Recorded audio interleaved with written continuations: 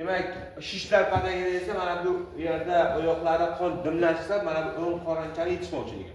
O'ng qo'l so'ri bo'lsa agar yuqori vena, pastki venaga qon yaxshi keladi, shish pada bo'lmaydi.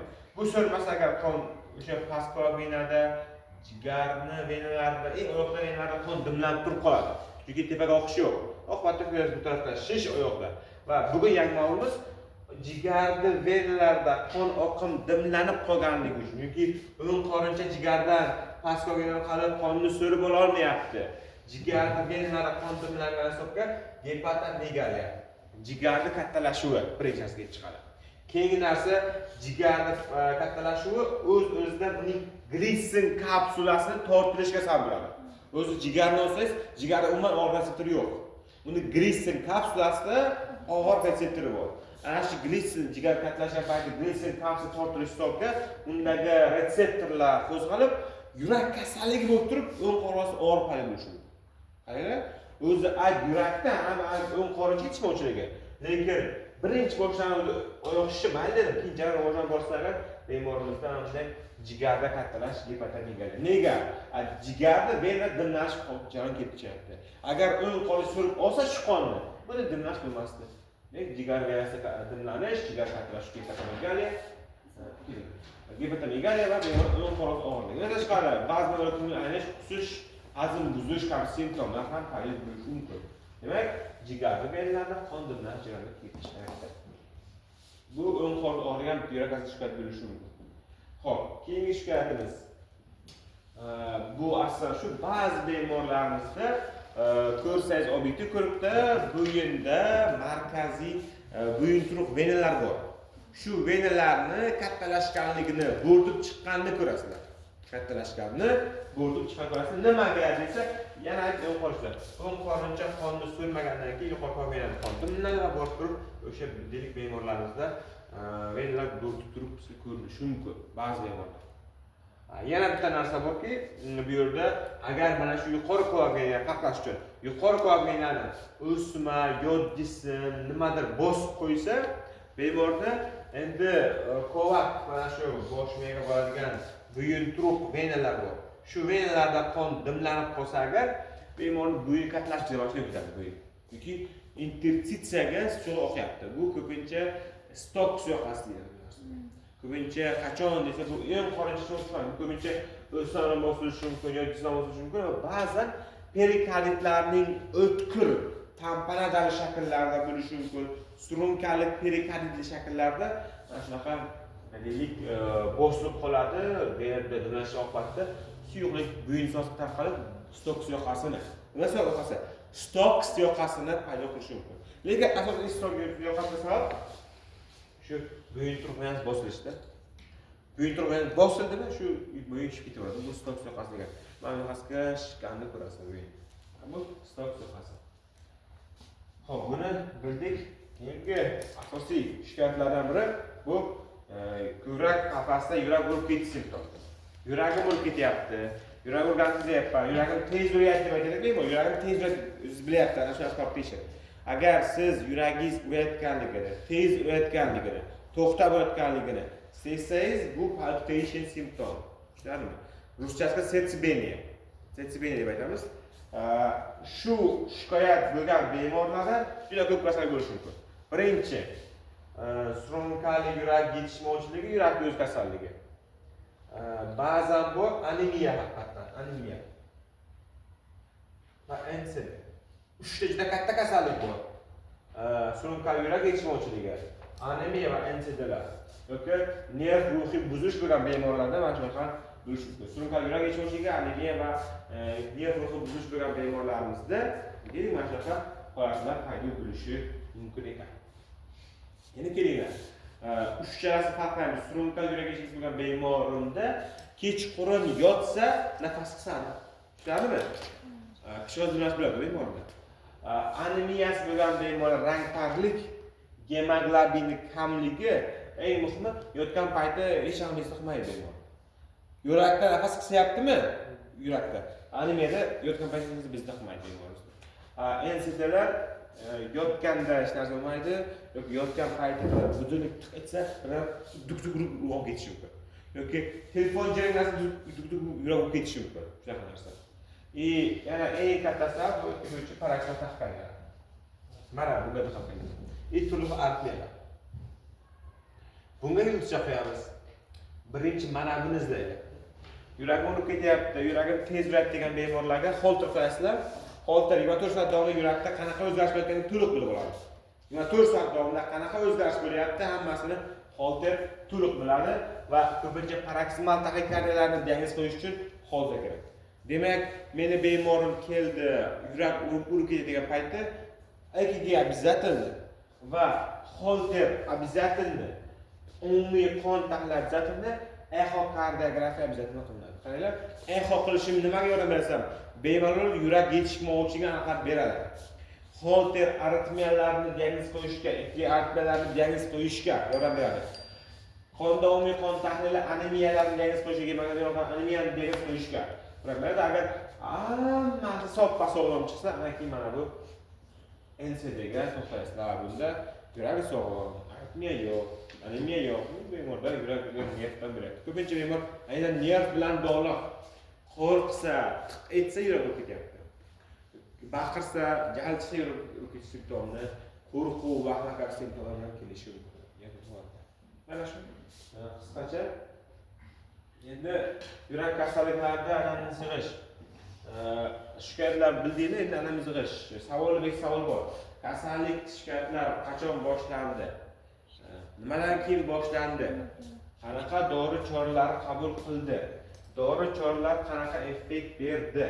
Kasallikning simptomlarini kuchaytiruvchi omillar nima? Kasallikka nima olib keldi deb o'yladi bemor? Kasallik nima paydo bo'lishini bilan bog'laydi? Kasallikni keyingi qo'zishini nima bilan bog'laydi? Shunaqa kasallikni yengillashtiruvchi holatlar qaysi? Kasallikni og'irlashtiruvchi holatlar qaysi? Deylik, menga biror xil stenokardiyada kasallikni og'irlashtiruvchi holat bu harakat. Men so'rashim kerak bemorimda. Qani yurganingizda og'riq bo'lyaptimi yo o'tirgan payt og'riq bo'lyaptimi? Mana savol beryapman. Xo'p, og'riq qayerga tarqalyapti?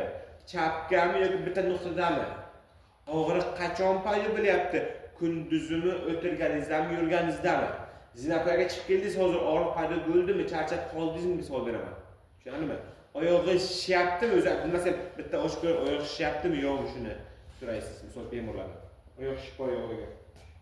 Qaysi so'raladi va nima dori ichyapsiz?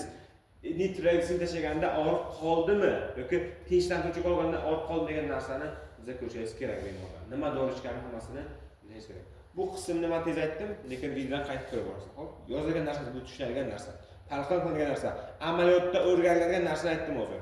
Anamizda hech savollar. Bemor keldi, endi har bir shikoyatga o'ziga xos analiz yig'ish bor. Keyin birinchi kun qafasida og'riq bilan keldimi, kasallik qachon boshlanganini biling.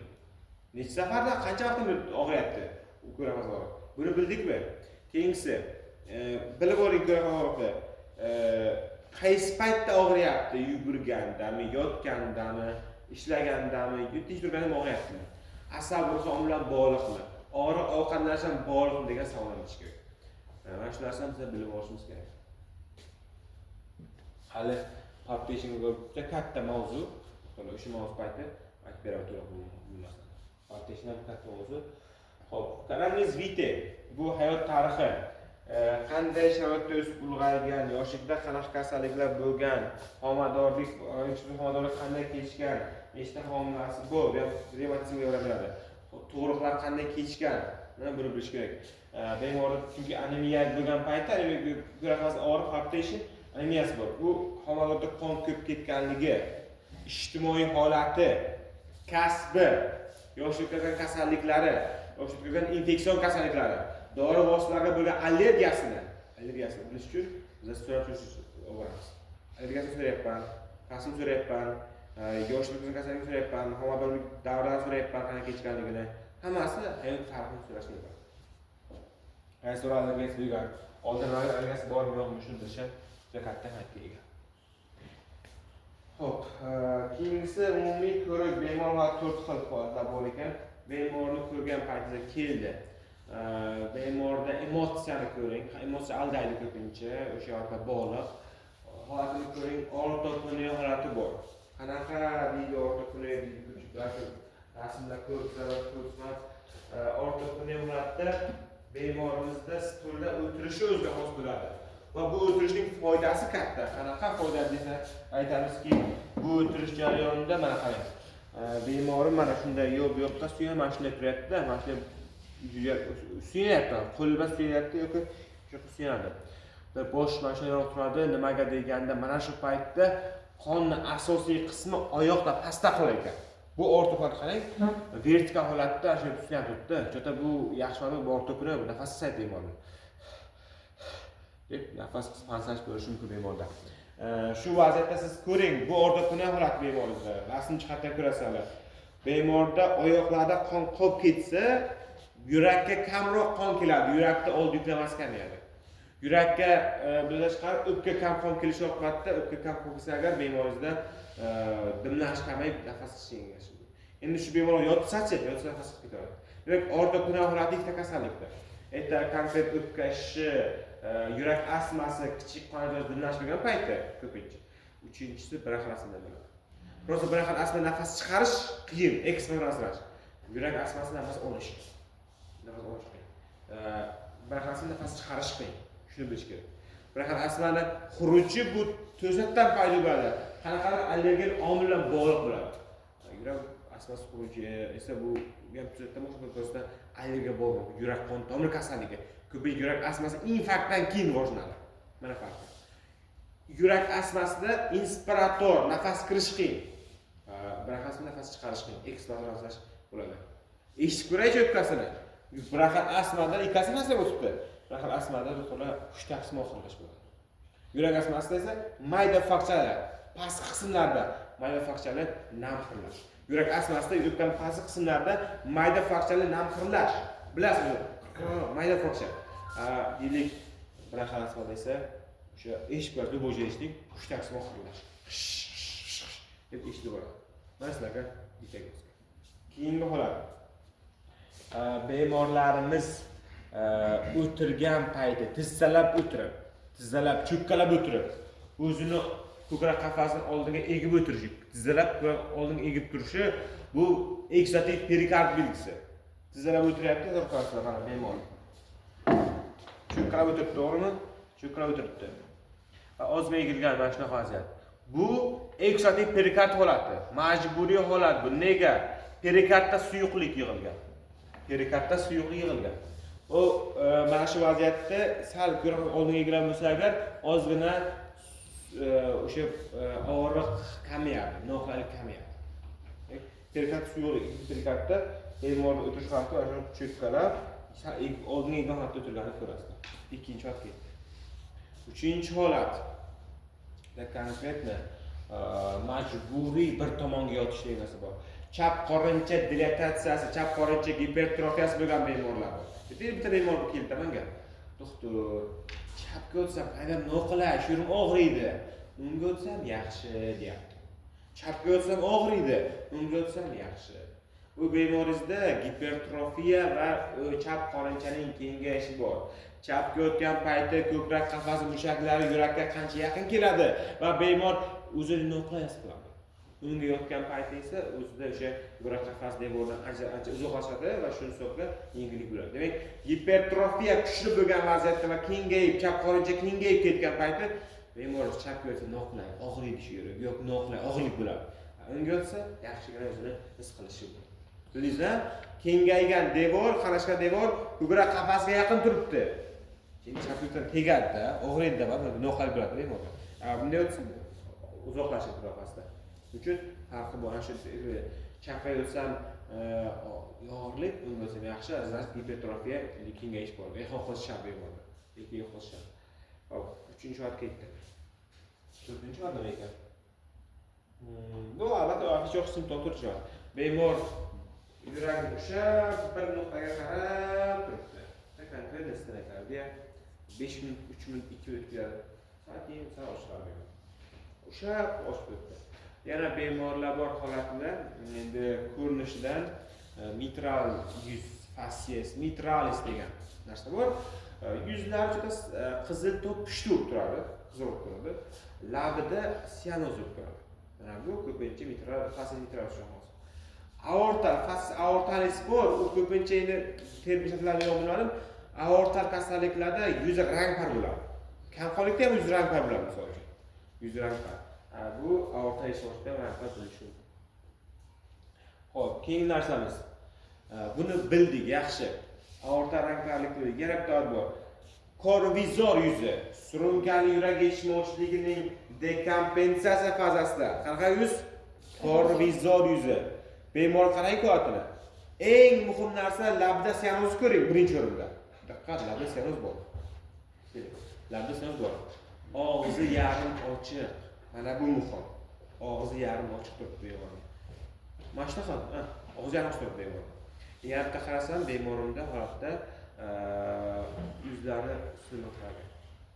Javob. Yuzlari siloqlagan. Bu surgaga chiqishdi. Yuzlari siloqlagan, og'zi yarim ochiq, labda sianoz, korvizor yuzi. Korvizor yuzini bu surunka yurak yetishmovchiligini oxirgi boshlab turadi va bu rasmini men surunka yurak yetishmovchiligini ko'rsataman. Prosta bemor holatga bergan. Hop, mana shu. Og'riyapti, chidolmayapti, bu yoqdan tarozi bo'lyapti. Infarkt. Mana shu bemor holatlari paydo bo'ladi. Hop, doktor O'xsharoq berdi, bizga ayting. Korvizor yuzi qaysi kasalliklar? Yo'q. Surunkali yurak yetishmovchiligi bo'ladi. Diqqat qilinglar. Men hozir eshitmayotganlarni bittaga savjot qilaman, xo'pmi? Men dars berman, eshitmayotganlarni savjot qilish uchun aytib borib turinglar. Mayli, lekin o'sha talaba yozayotgan bo'lishi mumkin, aytib berayotgan bo'lishi mumkin. O'sha paytda menga javob bersa bo'ladi. Korvizor surunkali yurak yetishmovchiligi bo'ladi. Korvizor yuzi.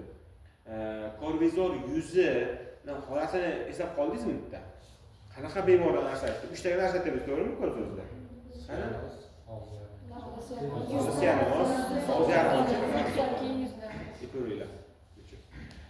Bu bizga demak bemor holati. O'zimizning avish o'qishda kengaygan yaxshi. Ana endi keng sianoz. Nima degan sianoz? Ko'karish. Bor markaziy sianoz qoni ko'karib ketgan, bor periferik, lab, burun uchi barmoqlar ko'kargan. Periferik akrosianoz, markaziy qon sianoz. Periferik sianoz ayniqsa ko'p uchraydi albatta. Qon oqimi yaxshi arterizatsiya bo'lmasa, ya'ni arteriya qoni kislorodga yaxshi to'yinmasa, bu markaziy sianoz bo'ladi. Tushunarlimi? Agar arteriya qoni kislorodga to'yinmasa, markaziy sianoz deyiladi. Agar periferiyada qon oqimi, qarang, periferiyada qon oqimi sekin bo'lsa, periferik sianoz bo'lar ekan. Periferik surunkali yurak dimlash bormi? Dimlash payti periferik sianoz paydo bo'ladi. Yoki ko'pincha bor o'pka tromboemboliyasi hofislashib periferik sianoz bo'lishi mumkin. Endi periferik sianozni paydo bo'lish mexanizmida mana barmoqlari nega buni ko'karib ketdi? Nega barmoqlari baraban toyoshlar, nega barmoqlari bemorni soat o'ynash simptomi, gipoksiya jarayoni bo'ladi va tiklangan gemoglobin qo'yib ketdi. Kislorod beryapti, tiqinyapti. Kislorod beryapti, kislorod beryapti, lekin olish yo'q. Faqat berish, lekin tiklangan o'tib qolish uchun sianoz markaziymi, periferik gipoksiya ketyapti. Gipoksiya bo'ladi. Sianoz ko'rdilar, saturatsiyani o'lchaylar. Sianoz bo'lib yurakni eshitib qilgan. Chunki sianoz bu gipoksiya jarayoni. Gipoksiya jarayoni bu ko'pincha konkret o'pka kasalligi yoki yurak kasalligi. Yurak kasalligi. Sianoz ko'rdinglarmi? Yurak o'pka tekshirilishi shart. Qaranglar, men anemiya deyapman, anemiyada sianoz bo'lganini ko'rmabman. Qon ketishyapman, nega ko'rmabman, lekin o'pka yurakni izlaylar, sianoz bo'lgan. Nefta izlamaylar, lekin revmatolog kasallik bu. Raynaud sindrom deb eshitganmiz. Raynaud. Tak periferik qon tomiri birdan sovuqqa spazmladi, qon ko'kab ketgan. Eshitdingizmi? Raynaud kasalligiga. Revmatolog kasallik izlash kerak. Xo'p, keyingisi sianoz. Umuman olganda hozir sizlar ko'kraslar, nasib bo'lsa, balki ko'kraslar faol tetradas kasallik. Ko'p uchraydi. Mana shunisi periferik sianoz kasalligidir. Periferik sianoz hozir. Mana shu narsa bor. Qobilda ham sianozlarni so'rash u gipoksiya jarayoni tufayli. Hop, o'pka trombemulatsiyamiz bilan bemorimizdan gipoksiya tufayli. Xullas, gipoksiyalanasiya. Ular saturatsiya tekshiringlar. Sianoz saturatsiya kam chiqadi ko'pincha. Normal 94 dan baland bo'lsa, 90 dan pasayib ketadi saturatsiya bemorda. Hop, bu ketdi. Stok so'ratdim, bitta konkretna auskultatsiya. Kimda fonendoskop bor? Biroq fonendoskop bormi? Hasan bor fonendoskop. Ko'ring fonendoskop. Yurak auskultatsiyasi. Endi ayni bu vaziyatda eho chiqqanligi uchun nisbatan ahamiyat kamaydi, lekin ham turibdi. Baribir hamma chiqqanini eshitib turadi. Eshitish uchun albatta nazariy bilim kerak, ko'proq amal tajriba kerak. Talabalarning asosiy narsasi borish kerak. U yerda sog'lom yurakmi, kasal yurakmi shuni bilish kerak asosan. Hozir paytda, yaqin 5-yilchilarga men demali, bu yurak eshitgan paytim sog'lom yurak, kasal yurakmi deb aytamiz. Xo'p, auskultatsiya yurakni eshitish holatlarida nima ko'ramiz? Bu yurak tonlari bor, yurak shovqinlari bor. Normalga boshlaymiz deylar. Yurakni eshitgan paytimiz duk-duk yoki labdab deb eshitiladi. Sxema shunaqa.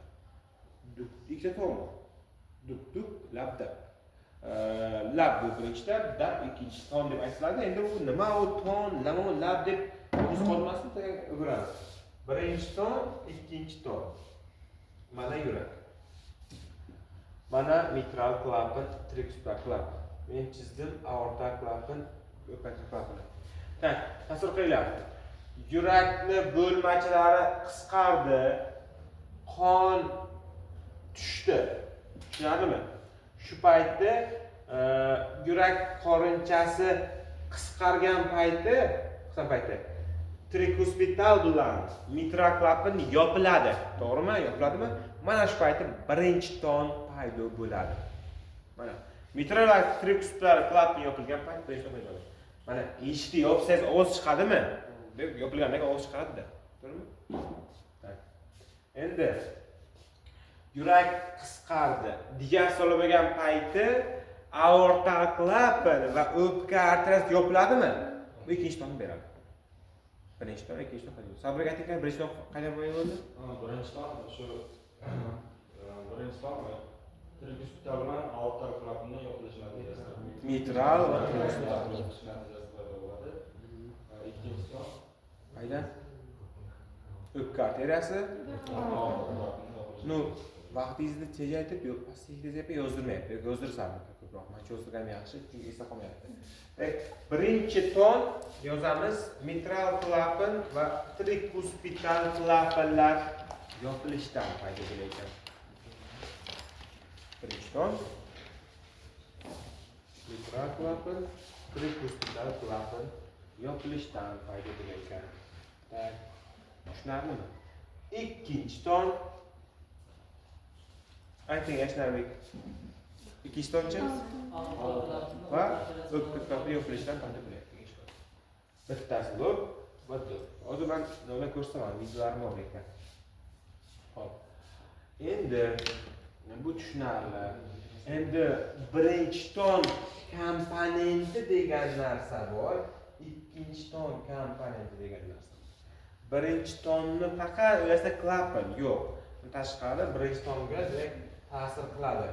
B, M, H, T. Bu esa Q va T dan iborat. B, bo'lmacha komponenti. Mana birinchi ton komponenti so'raymizdagi kapitan. Shuni aytib qo'y, ko'p savol berishadi. Shuni ko'p joyga tushgan. Bo'lmacha komponenti B. Bu birinchi ton komponenti, bo'lmacha. M, mushak komponenti. Q, qon tomir komponenti. Tomir komponenti. T, tomir komponenti. Q nima edi? Qopqoqlar komponenti. Qopqoqni klapan. Bo'lmacha mushak qopqoq tomir komponenti bo'lar ekan. Nima? Qopqoq. Birinchi tonda nima ekan? Hasan bo'lmachilar komponenti. ikkinchisi esa mushaklarni mushaklar komponenti bo'ladi. Keyin qo'lga esa qon tomirlar klapanı bo'ladi. Qo'lga qop dedik. Tegachi tomir. Yaxshi. Ikkinchisiga demakki qop komponenti bilan tomir komponenti ishtirok etgan. O'sha qop deyotganingizda qaysi klapan kiryapti? Qop to'potun yozamiz. Qop deganimda millimetr va tirik kurslar. Men birini tushuntiryapman, to'g'rimi? Ikkili aorta. Endi bunda qop aortal va o'pka arteriyasi klapan. Tomir komponenti iminni tomirda tebranish tufayli ta'sir qiladi. Qarang, mana shunday oddiy. Tomir tebrasi tufayli bu tomir ta'sir qiladi, tomir tebranishi. Shuning uchun qaranglar, bizda qon bosimi yuqori bo'lgan payti ikkinchi ton kuchayadi. Ikkinchi ton kuchayadi.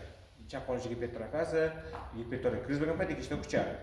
Unga qopoqcha qattiq yopilishi va tomirlarning kuchli tebranishi ta'sir qiladi. Ikkinchi ton komponentga qopoq komponenti va tomir komponenti. Men birinchi ton eshitmayapti, bunda qop bilan tomir bor. Birinchi tomir qaysi tomir bo'ladi shunday? Hamma tomir bo'ladi. Endi ko'pincha tomirga endi iminni mana bunda aorta tomir ishtirok etsa, bunda ko'pincha venalar, ko'p venalar ishtirok etadi. No, qon tomirlarning iminni yana qanaqa juda ichkari kirish shart emas, bilaman. Chunki bu yerda prosta nima uchun bilyapman? Shu yerda o'zgarish biz tonus o'zgaradi deyapman-da. Mana shu yerda o'zgarish bo'lsa, qop o'zgarish bo'yicha ton o'zgaradi, tomir o'zgarsa, demak ton o'zgaradi. Nazar qilamiz, kelinglar. Bo'lmacha gipertrofiya bo'lsa, birinchi o'zgaradi. Mushaklar gipertrofiya bo'lsa, o'zgarishi mumkin. Yoki dilatatsiya bo'lsa, o'zgarishi mumkin. Qopoqlar yetishmovchilik, qopoq sistem bo'lsa, o'zgarishi mumkin. Tomirda deylik razrez, kengayib ketish, torayib ketish tomirlar, ateroskleroz jarayonlari, misol uchun aorta aterosklerozda tomirni tonlar qattiqlashadi. Aorta ikkinchi ton aksent eshitiladi. Mana bu nima? Qozonga ursam ting edi-ku.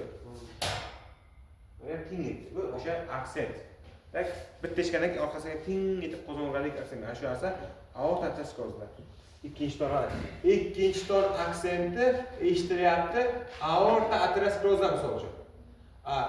Aorta tomirmi? Qarang, mana tomirga tegish joyi bor ekan. Yoki o'zilar.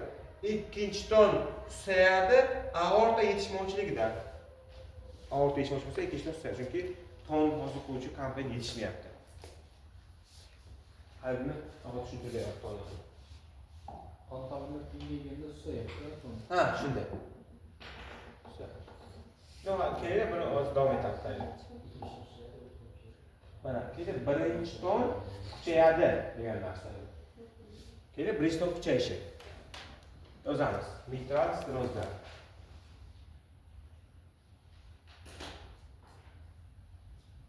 Qaysi komponent desangiz, bunda bo'lmacha gipertrofiya bo'lyapti, to'g'rimi? Bo'lmacha chabilmacha gipertrofiya bo'lyapti. Xo'p. Yana qaysi komponent deydi? Bu klapan komponentiga atalgan. Klapan komponentiga atalgan. Shuning uchun mitral stenoz. Birinchi ton kuchayishi. Yoki yoziladi. Qarsillovchi birinchi ton deydi hozirlar. O'zi kuchayib, qarsillovchi birinchi ton desa stenozlar yoki birinchi ton kuchayish. Kuchayish. Mana nima degan narsa? Kuchayish degani. Bitta so'zda. Shu, endi qaranglar. Birinchi tonni usayishi, mitral yetishmovchilik.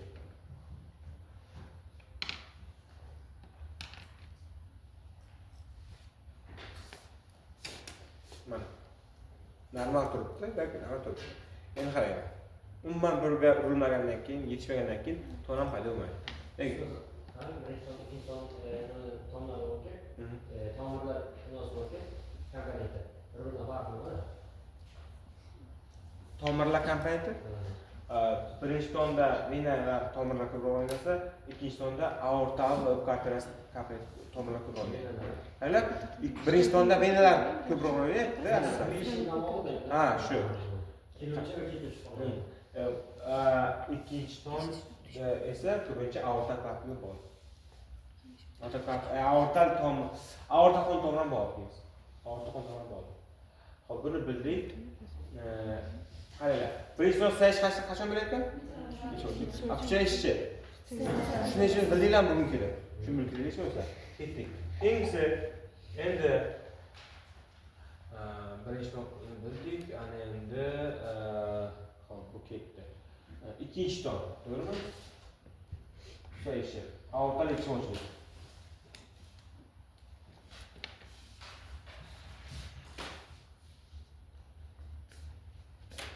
Aorta stenoz.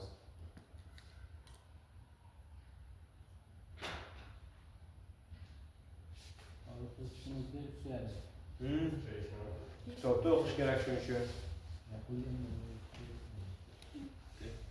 Hechqasiga o'qigansiz shu paytda savol berishgan shu aorta stenozni ikkinchi ton suyadi. Kitobda o'qiysizlar yana. Ikkinchi ton kuchayishi. Ikkinchi tonning kuchayishini xohlasangiz ikkinchi ton aksent deylar, hozir ikkilanish deylar. Men ikkinchi ton aksent deyman. Qarang, ikkinchi tonni kuchayishi. Aorta aterosklerozda. Gipertonik krizda. Nima gipertonik? Bizda 180 ketgan payt gipertonik krizda ikkinchi ton kuchayadi. Gipertonik krizda ikkinchi ton kuchayadi.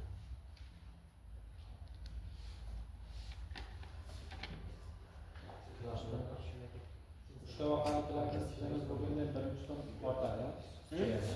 Uchta vaqaliklarni stenoz bo'lganda birinchi ton kuchayadi. Uchta baqaliqlar stenoz bo'lgan paytda birinchi ton kuchayadi. Lekin doktor amaliyotda ko'rmaysiz uni stenoz juda kamdan-kam, ko'rmaganmiz buni. Fransiyada qancha savol berdingiz? Hozir avtobus sistemimizda tushaydi-ku. Uchta vaqaliklarni stenoz bo'lib tushaydi. Menga bu savol berdi. Birinchi tonni so'rayapsizmi hozir? Birinchi ton nima uchun aorta stenoz mitral uchta vaqaliklarni stenoz bo'lsa agar kuchayish mumkin. Bo'lmacha Nimaga deysiz? Mana qaranglar. Bu klapan. Normalda ochiq ochiladi, yopiladi, ochiladi, yopiladi. To'g'rimi o'sha klapan? Stenoz bo'ldi. Kuchayapti shuncha. O'ng bo'lmacha gipertrafiya bo'ladi, endi bo'lmachalar gipertrafiyasi. Ana shuni ko'rib chiqish kerak. Aorta stenozda nimaga ikkinchi ton suyat degan paytda, chunki aortaga qon kam chiqadi bunda. Aorta yaxshi yopilish uchun qon normal chiqib bosish kerak-da. Mana o'zi aortasida o'tiribdi, qon chiqdi, ba'zi qiynalib chiqdi, kamla chiqdi. Qaytgan ham kam bo'ladi. Qaytgan kapsulka klapan oson sekin yopiladi-da. Sekin yopiladi klapan. Chunki chiqqan qon kam, qaytgan qon ham kamda. Shuning uchun klapan sekin yopiladi, shuning uchun bemorlarda ikkinchi ton sayish. Ikkinchi ton. Bilasiz, unaga deylik mitral stenozda hech qanaqa qon qaytmaydi-ku, klapanga tegmaydi-ku. Demak, aorta klapani qattiq yopilsa, aorta klapan qattiq yopilsa ikkinchi ton kuchayapti. Aorta klapan yengil yopilsa, oddiy yengil yopilsa, susayapti. Qaranglar. Aorta yechib ochdi, yopilish yengil, tushib ketadi pastga. Odatda qon kam chiqqani uchun, tepadan bosim past bo'lgani uchun yengil yopilyapti. Shuning uchun aorta stenozda ikkinchi ton past, mitral stenozda demak, stenoz bo'lsa qattiq yopilyapti. Shuning uchun bemorimizda biz aytamiz bu yerda ikkinchi tonni, birinchi tonni kuchayishni aytamiz. Endi yozinglar, bedana ritmi bu mitral stenozda ishladi. Bedana ritmi ishlaydigan bu mitral stenozda. Bemor yuragini eshitasizlar-ku. Bedana ritmi. Bedana eshitasizlar bedana. Bedana o'sha sanaladi endi o'ylayman. Bedana qush bor, sayraydi, ko'p sayraydi. O'sha qushni sayraganini bemor yurakda eshitgandek bo'ladi, shuning bedana ritmi deyiladi. Bedana ritmining komponentlari deb savol berishadi, misol uchun endi. Komponentlar qarsilovchi birinchi ton, mitral klapan ochilish toni, deysizlar. Uchinchisi bemorimizda ikkinchi ton birgalikda qarsilovchi birinchi ton mitral klapan ochilish toni va ikkinchi ton birgalikda bedana ritmini ayollar. Hasan do'stov ayting, qaysi ritmlar ekan? Qaysi tonlar? Qarsilovchi birinchi ton yana Qaysi ekan? Ochilish. Ochilish toni va oxirgisi ikkinchi ton. Ikkinchi ton mitral klapani ochilish toni, qarshilovchi birinchi ton. Hamma o'ziga o'girdimi? Mana bu tushundim. Qarshilab albatta.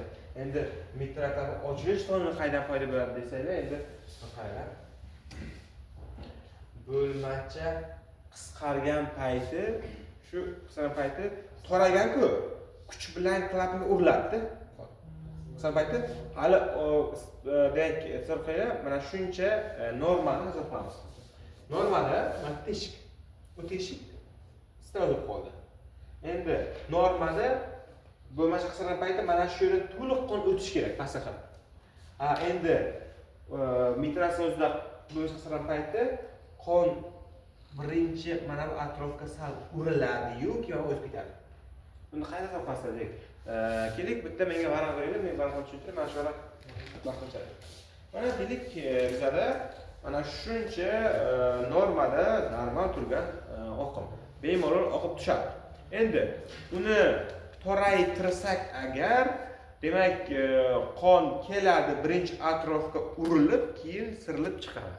Chunki uni teshigi tor, qon birinchi atrofga urildi va keyin sizib chiqadi. Tushadi. Shuni hisobiga bu yerda mitral klap ochilish toni paydo bo'ladi. Demak, qarshilab qon urilyapti klapga. Nimaga urilyapti? Shu klapni to'rayganda. Klap ochib bo'lganda urilmasa bemalol tushadi. Bu qanday? O'sha suv kelyapti, kartashlardan bemalol kirib ketadi-da. Endi qarang, agar bu to'raygan joy bo'lsa agar, suv birinchi uriladi, keyin kam yo'l bilan chiqib ketishi mumkin. Shu birazda mitral ochilish tonini dedik. Qonni klapga urilishdan paydo bo'lgan ton mitral klapani ochilish toni deyiladi. Ketdik. Endi videoga bor ekan, sizlarga video ko'rib aka narsalarni eshitish bo'yicha ikkita ton ham birdan kuchaymaydi. nima? Ikkita ton ham birdan kuchaymaydi. Birinchi tonning kuchayishi va ikkinchi tonning kuchayishi. Birinchi ton uchun mitral stenozda, ikkinchi tonning bo'lishi mumkin. Hipertoniyasi bor. Aorta aterosklerozi bor. Demak, bu mitral stenoz ham bor. Ikkidan kuchaygan bo'lishi. Tushundingizmi?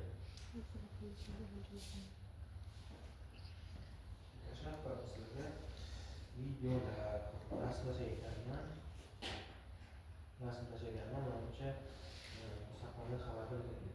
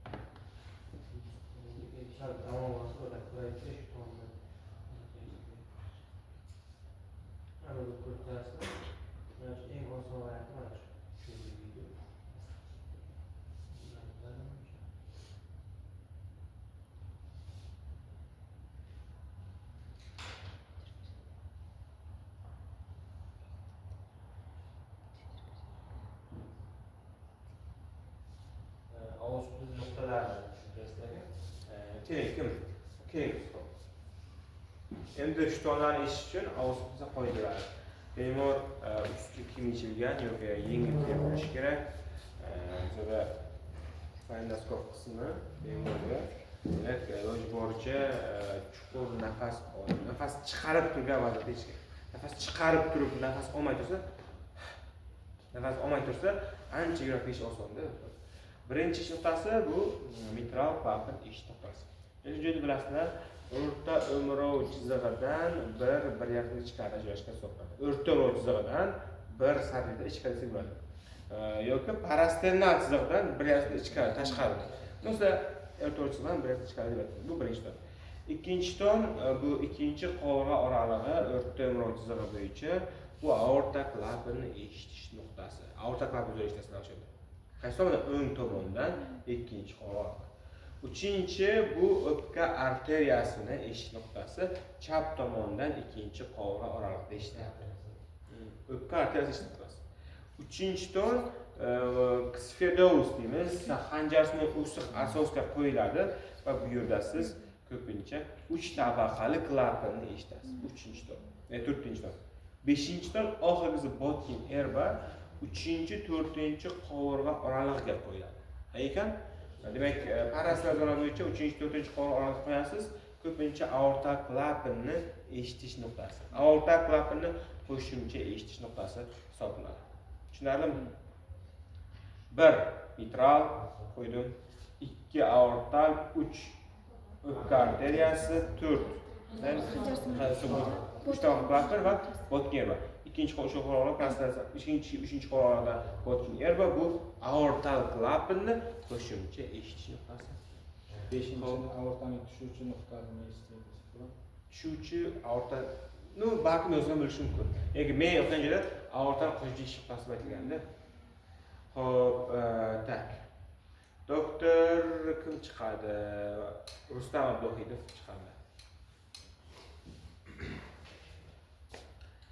Bemorni 5 ta nuqtasini eshitib bering, qolganlar ko'rsin, haqiqatan shu to'g'ri qo'yganmiz. Aytib, qo'rqmas, bo'yinga qilib bering, aytib qilasiz.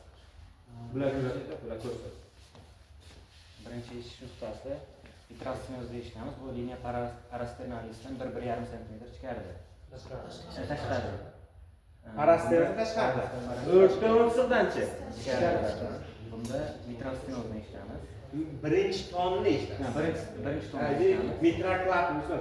Birinchi ton emas, mitral klapan eshitib qolasiz. Mitral klapanni eshitamiz.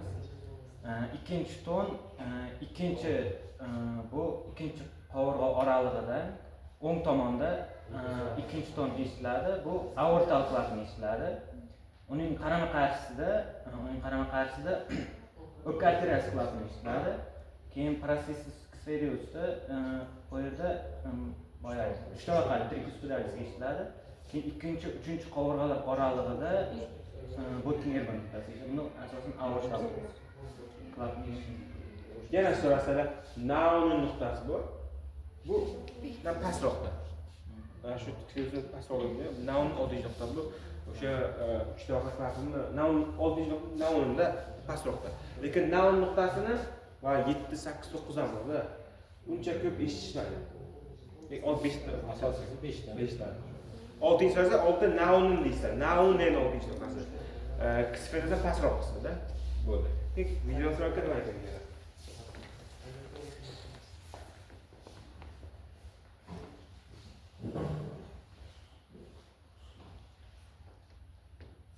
S1, S2.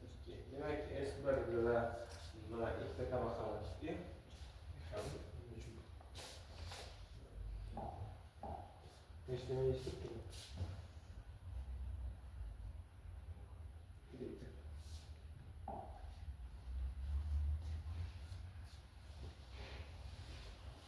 Demak, haydalar kerakmi?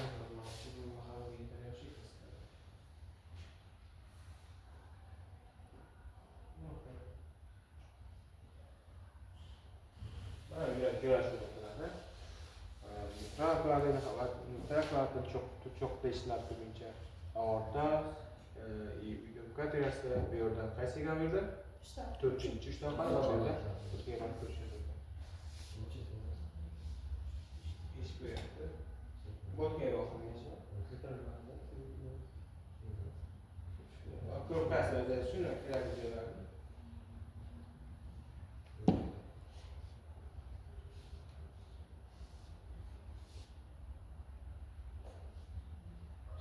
Yozamiz shovqinlar.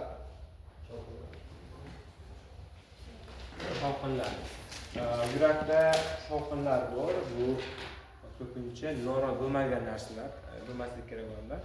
Shovqinlar bu turbulent oqim hisobida paydo bo'lgan narsa. Ya'ni klapanda patologiya bo'lsa, oqimda patologiya bo'lsa, qon oqimi patologiya bo'lsa, biz ko'pincha buni aytamiz shovqin deb. Normal bo'lmaslik kerak shovqinlar ikki xilga bo'linadi. Bor sistolik shovqinlar bor diastolik shovqinlar bor. Bor sistolik shovqinlar bor diastolik shovqinlar bor. Bor funksional shovqinlar bor organik shovqinlar bor. Ikki xil, funksional, organik va sistolik, diastolik.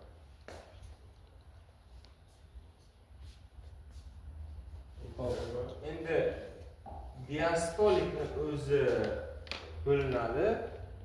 Presistolik, mezodiastolik va protodiastolik. Protodiastolik, mezodiastolik va presistolik turlarga bu diastolik shovqin turlarga bo'ladi. Demak, diastolik turga bo'larkan, qaysi ekan suhbat? Presistolik, mezodiastolik, protodiastolik. Protodiastolik. Endi sistolik nima degani? Yurakni sistola payti paydo bo'lsa sistolik shovqin. Yurakdagi diastol bo'lgan payt eshitilsa, diastol shovqin deyiladi. Buni mexanizmi qanaqa desangizlar, bitta konkretni. Mana birinchi ton, ikkinchi ton. Endi qaranglar, agar bemoringizda birinchi ton bilan ikkinchi ton orasida degan shovqin eshitib, ya'ni löp deb, ya'ni birinchi ikkinchi ton orasida shovqin eshitilsa, bu sistolik shovqin deyiladi. Agar ikkinchi tondan va birinchi ton o'rtasida shovqin eshitilsa, bu diastolik shovqin deyiladi. Diastolik. Qarang, bunday qilamiz. Qilamiz. Birinchi ton bo'ldi. Birinchi ton paydo bo'ldi. Ikkinchi ton paydo bo'ldi. Keyin shovqin, yana birinchi ton paydo bo'ldi, yana ikkinchi ton paydo bo'ldi, yana shovqin. Ya'ni löp deb shunaqa shovqin paydo bo'ladi. Löp deb ya'ni ikkidan keyin paydo bo'lsa, bu bizda diastolik shovqin. Agar birdan keyin paydo bo'lsa, bu sistolik shovqin paydo bo'ladi.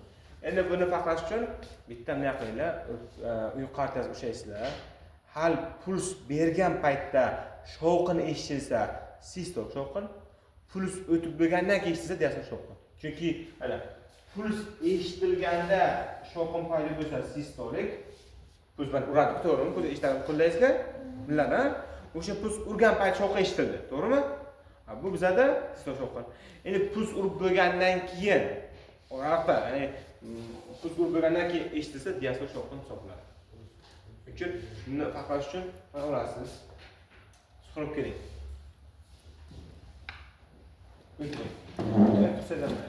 Mana bemorimni hozir ko'ryapman, bo'yindagi shaypan. Puls uryapti, puls bilan bir xil shovqin. Har safar puls urgan payt shovqin, bu sistolik shovqin. Agar puls urgandan keyin shovqin eshitilsa, bu diastolik shovqin hisoblanadi.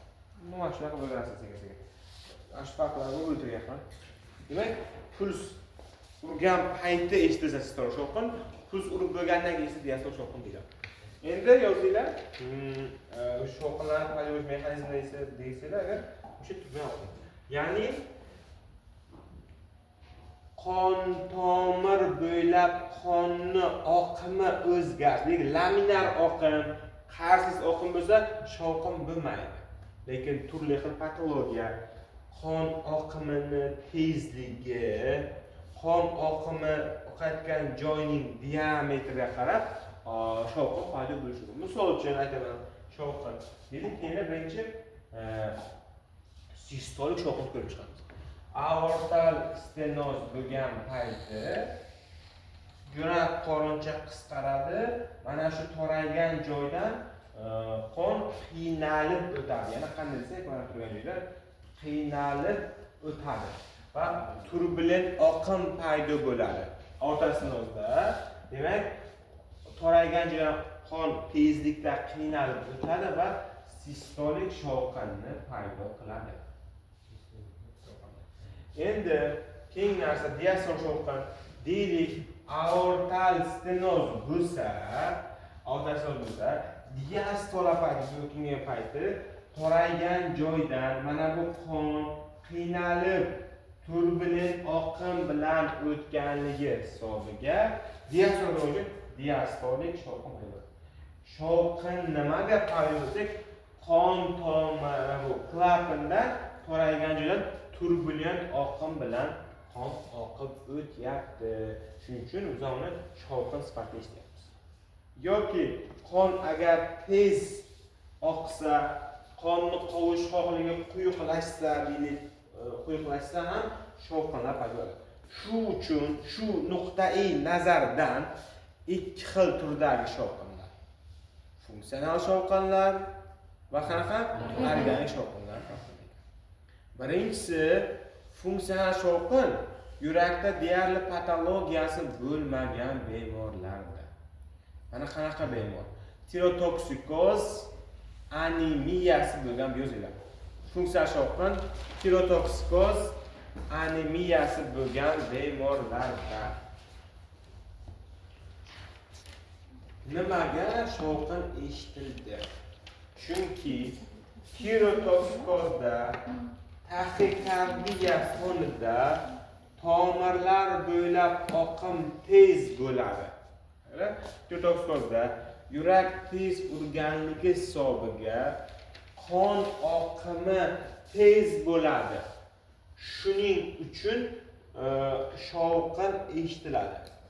Lekin bu shovqin organik shovqindan farqli ravishda. Bu shovqinda bemorlarimiz joyini o'zgartirsa, harakat qilsa yoki yurak urish sonini kamaytiruvchi beta blokatorlar o'z vaqtida ichsa va yurak urish soni normal bo'lsa, bu shovqin yo'q qoladi. Chunki nima uchun funksiya? Bizda yurak tez urganligi, tez qon oqim bo'lganligi uchun shu shovqin paydo bo'ladi. Tirotoksikozda bizda qanaqa shovqin? Funksional shovqin. Anemiyada qon kam bo'lgan payti qonni qovushqoqligi kamayishi anemiyada konkretni shovqin beradi. Demak, anemiyada shovqin paydo bo'ladi. Anemiyada shovqin paydo bo'ladi. Xo'sh, yaxshi. Anemiyada shovqin. Bu anemiyada tirotoksiz shovqinlar ko'pincha bu qanaqa shovqin? Funksional shovqin. Chunki yurakning biror joyi o'zgarmagan. Faqat qon oqimida o'zgarish bor. Tezligi, quyuqligi oshgan ko'rinib, o'sha o'zgarish mumkin. Endi organik shovqin desak, unda yurakda aniq patologiyasi bo'lgan bemorlar, aorta stenoz bo'lsa ko'radimi? Patologiya tarash bormi? Aorta stenoz oldik.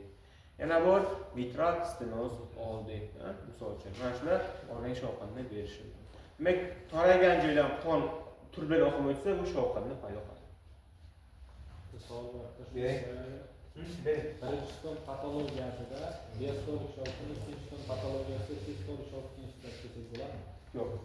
Hatto shuncha, chunki birinchi ton patologiyasi degani birinchi ton kuchayishi va birinchi tonni susayishi tushunasiz, to'g'rimi? Patologiyasi. Birinchi ton kuchayib qachaydi? Aytinglar qani? Mitral stenoz. Diastolik shovqin eshitiladi. Diastolik shovqin eshitiladi. Birinchi ton susayishdachi? Eshitiladi. Nima eshitiladi? Sistolik. Demak, birinchi tonni patologiyasi diastolgan bo'lishi, sistolgan bo'lishi mumkin ekan. Yana bir xavotir mumkin. Xo'p, shovqin murakkab mavzu, lekin o'rgansa bo'ladi. Endi organik shovqin bilan funksional shovqin aytsak, organik shovqin dag'al bo'ladi. Dag'al bo'ladi va boshqa joylarga ham tarqaladi. Boshqa joylarga ham tarqaladi. Misol uchun, shu yerdagi shovqin markazi mana bu yerlarga tarqalishi mumkin, bu yerda eshitilishi mumkin demoqchiman. Organik shovqin dag'al bo'ladi va u tarqaladi organik shovqinlar. Funksional shovqinlar boshqacha, ular yumshoq bo'ladi, puflayotgandek bo'ladi, yumshoq bo'ladi va eng muhimi faqat shu yerda bor, boshqa joyda uncha eshitilmaydi. Lokalizatsiya tarqalmaydi demoqchiman. Organik shovqin harakatda harakat qilganda paydo bo'lishi, organik shovqin, funksional shovqinlarda harakat qilganda shovqin paydo bo'lishi mumkin, yoki yo'q bo'lishi mumkin. Harakat shovqinga ta'sir qiladi. Bir xil vaziyatlarda harakat tufayli hatto shovqin yo'qolishi mumkin, bir xil vaziyatda shovqin paydo bo'lishi mumkin. Organik shovqinda esa boshqa.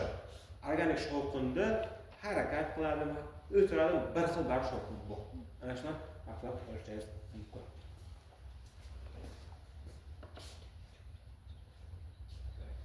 Mana bu shovqinlar haqida endi.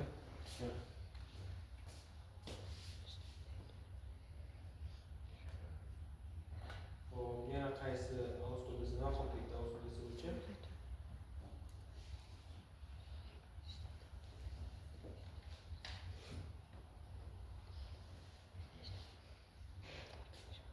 puls. Puls demek. Tezlashgan puls bor, sekinlashgan. Bu puls bo'yicha keyingi darsda maqsad bo'ladi. Bugunga mana shuncha narsa nasib bo'ldi videomiz. Tushundingmi? Bugungi kamera o'taylik. Bugunga yetadi. 55 minut yetadi. Manimcha bugunga yetadi. Kimda savol bor? Bugun barvaqt javob beryapman, chunki sal barvaqt boshladik bugun. Bundan oldin boshladik.